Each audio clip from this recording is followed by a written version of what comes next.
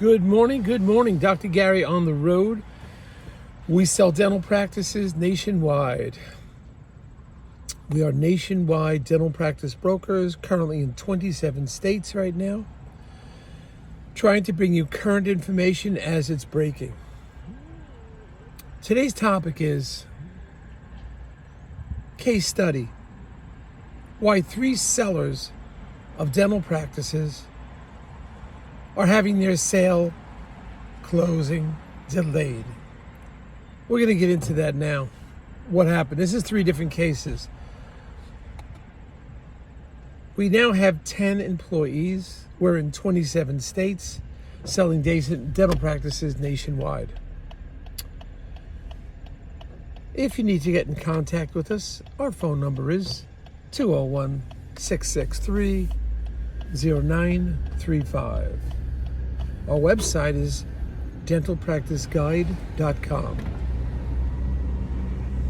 Our other website is nationwide dental practice brokers.com. So you can get in touch with us with that. We're available to you 363 days a year. We take off Christmas and Easter. You can reach us 7 days a week, 7:30 a.m. East Coast time to 9:30 p.m. Just give us a call. We'll be more than happy to talk to you. Even if you just have an inquiry, you have a question, we always give free advice. We've been doing this for 12 years now, and we've gained a little bit of knowledge. Although I will tell you, virtually every deal is a new twist, is a little different than the other one. Never had 2 deals alike. We just went through a nightmare deal. It was a very low deal. It was like below $250,000. It was a nightmare. Seller really gave us a hard time. And there was no landlord involved. So every deal is different. If you're thinking about selling to a DSO, we will often sell to them, to the larger practices. We are independent. We have nothing involved with the DSOs, and we switch and change who we think the best DSO is for your purposes. Often our commission is paid, so generally there's no commission to you at all. They're looking for practices historically above $1 million and about 4 or 5 operatories historically, but there are ones that will go lower than that. But certainly give us a call. We can discuss this with you. Anyway, let's get into this. We have a case study here. We have 3 different sellers. Every single one of the closings are delayed at least 30 days. And despite who tells you what, and they're going to go to a quick closing, especially the DSOs, forget it. It doesn't happen. Very few around the country can close rapidly. They'll tell you to quick close 60 days. Not happening. There may be a few, and I'd say maybe 10% or less, more like 5% or less, can really move on things and move on things rapidly. Historically, it doesn't happen. Now, the private practices will move faster. It's 45 days or less. If it involves real estate, it's 60 to 90 days. One of the keys is that you have, to answer this, prevent the problem. We're going to go over all 3 scenarios. We've talked about this before. To prevent the problem, you need a dental attorney, very experienced, for the seller. And the buyer needs a dental attorney, plus a dental bank. Around the country, there's only about 5 of them, 6 of them, around the whole country. So, be aware of that.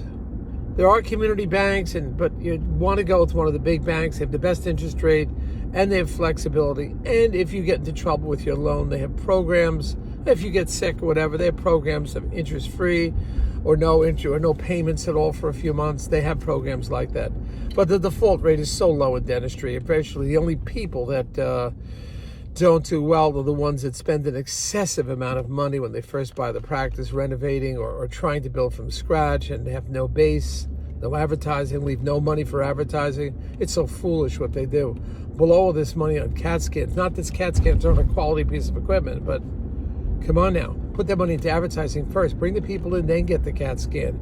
You can always get the mobile CAT scans to come to you or the patient, or you could send them to a radiological center. But either way, the default rate is so low. Or if the dentist, unfortunately, occasionally gets involved in drugs and alcohol. But basically, default rate is very low.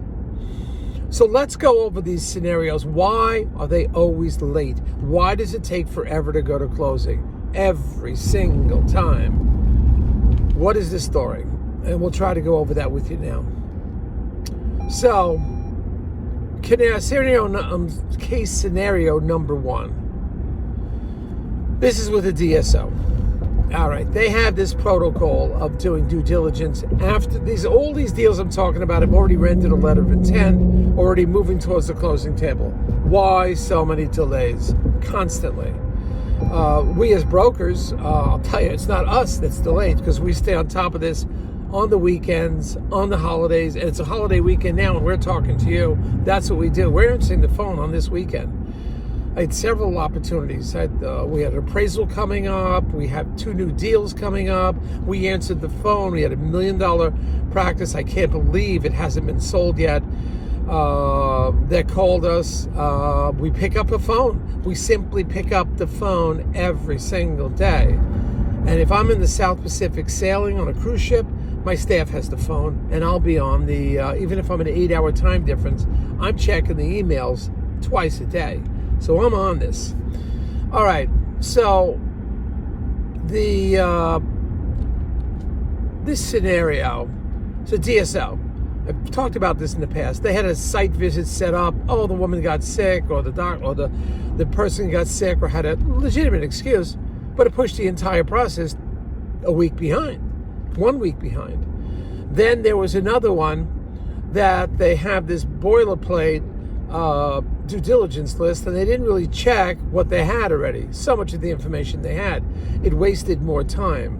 And actually, why didn't they get the due diligence list out immediately after the letter of intent was accepted, okay, on both sides, we're ready to move forward? Why did they wait 2 weeks to send in the due diligence list, meaning extra questions on tax returns or additional documents they didn't have during the letter of intent? They could have done that research and easily got a 2-week start, help the buyer out, help the seller out a little bit. But no, they had to wait until they got everything together. They make a presentation and an introduction. They call it a kickoff meeting. Well, what is a kickoff meeting? Give me a break. Before that kickoff meeting, send me everything you need. Get me your information package. So when you have your kickoff meeting by phone, we've already given you all your information. So I'm talking about 3 weeks delay right from the beginning with this one DSO. Give me all your information right away. You know, you ask them for it. Oh, well, we're going to tailor it, or we can't do that. We have a protocol. We don't give the due diligence checklist until we have our kickoff meeting. It's like, what are you freaking talking about? Get me the list of what you need, the generic list if it is. I realize every practice is a little different. Give me the generic list of what you need right now, and we'll work on it before you have your kickoff meeting. So with this one DSO, they're behind because the one staff member couldn't make it, pushed everything behind, and then another problem happened. Another member of the team, you would think they have backup people for their due diligence or their kickoff meetings. No, they have a set number of people. Well, it happened again that the other person hit some kind of legitimate problem, put everything behind again. Well, why don't you have Mr. or Mrs. DSO company? Why don't you have a backup kickoff meeting person? Why don't you have a backup? They can't make it, send me somebody else. This is very annoying, I find. Now, we are 3 weeks behind on this one deal, and we're into the second month. Now, this was a simple sale with no landlord involved. Very little, if any, staff were involved. More of a record sale type thing. And it's like, what are these freaking delays? And this is what happens. So there's a 3-week delay I'm talking about on scenario one. Well, it's the weekend, and I'm going to get on their case. I'm going to say, okay, you've already lost 3 weeks. What can you do to make it up? I'll go right to the CEO. Maybe he doesn't know what's going on, but I'm going to him. And then I may not work with them again in the future. Again, we try to filter out the DSOs who are going to deliver. You're not going to deliver, I'm not going to, that's why we're different. We're not in anybody's pocket. We don't get, we're independent. We're not these, what do they call them, strategic partnerships? I don't have to have any strategic partnerships. If you can't deliver, we're not working with you. We worked with you last year, but if you can't deliver this year, well, we're not going to work with you again. I'm going to choose another DSO to work with. We're not working with you. So we'll change with that. So we don't have a strategic partner. We have several banks on the private end that we do recommend. We have several attorneys that are great attorneys. But you start slowing up and as an attorney and you're not going to deliver to my client, I'm sorry, I'm not going to ask you again. I don't get anything out of it. I want to go to closing. That's what I want to do. Get a successful sale together with a qualified buyer or seller that the buyer's going to carry on and is going to, carry on your message, and a seller that has a legitimate practice to sell, no mystery about it. And if we think there's something going on, we're going to tell the buyer, you better do some extra due diligence here. I'm not sure, but I've heard a rumor or something like this. So anyway, that's scenario number one. Let's go to scenario number two. What happened in this case? Private buyer. The private buyer wants to get this over with, and it's a simple sale, not a big deal. But the seller figured he'd hold out because he just got, as soon as he put it on the market, all of a sudden we got several deals came in, several opportunities came in for a record sale, but we thought the best opportunity was the one record sale doctor that's going to pay in full up front rather than wait for the money to come in, like, per patient, per charge, and pay the doctor, the seller, a portion of that. I prefer not to do that. But it got delayed because the seller was not sure how they wanted to proceed. Then the seller wasn't sure about the lease situation in the office, how that was going to work. He was checking with the landlord. Landlord was on vacation. And then the seller's attorney, who's not a dental attorney, was on vacation for a week and a half. This is in the summertime. We lost 2-3 weeks because the landlord was on vacation, because the seller's favorite attorney, not a dental attorney, was on vacation. Granted, it's in the summertime. I said, please, just engage the dental attorney. They're always available. They only work on dental deals most of the time. Engage this guy. It'll work out great for you. But didn't want to listen. So we lost a week and a half or more, so 10 days because the landlord was away on vacation, and 10 days because the special attorney from the seller was on vacation. Then we lost another 8 to 10 days again, and this was because the buyer ran into some personal issues, let's call it. Some family issues that occupied his or their time. Understandable. But, had the seller moved faster, we could have possibly had the deal locked up before the buyer ran into their personal issue delays. So now you have 10 days, 8 days. That's almost a month that we've lost in time. Solution, the seller should have moved rapidly, engaged a dental attorney immediately, put the deal together, and we would have been well along our way, along with the closing, before the buyer ran into personal issues, and or before the seller had to wait a week and a half, 10 days to hear from his special attorney. That's just how it happens. So there's the second delay, Then we had another situation where we're behind again because the seller started getting cold feet. Even though a letter of intent was rendered, because it happened so fast, because buyers came in so fast that the seller wasn't sure he had the right price. Now, they already decided on a price, But the seller said, well, the people came in so fast, maybe there's more. Seller began dragging their feet. I'll get back to you. My attorney's on vacation, same story. I have to review this. Meanwhile, the buyer gave a very good price. He's just waiting and waiting. You know, actually, I have a fourth one too. I'll talk about. So the buyer's just waiting and waiting, and now we're delayed. We've lost at least 3 weeks for the buyer just slowly moving their feet. I mean, it was just ridiculous. All right, and now the buyer, you know, the seller dragging their feet. Now that we're talking, I have another one I'm thinking about. Finally, we got a buyer. The practice has been out there a year and a half. Got a great buyer, but the real estate's going down a little bit. Interest rates are going up. So this buyer, after a year on another deal, is offering less money than previous buyers, which the seller said no to. It's taken the seller 3 weeks to get back, and the seller's now hanging on to. This is slowing up the deal now.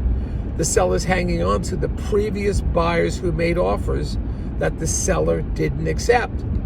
The seller cannot get their arms around the fact the market's changed, the interest rates have gone up, the real estate values have gone down, and the cost of money, loans have gone up. It's just, what are you going to do?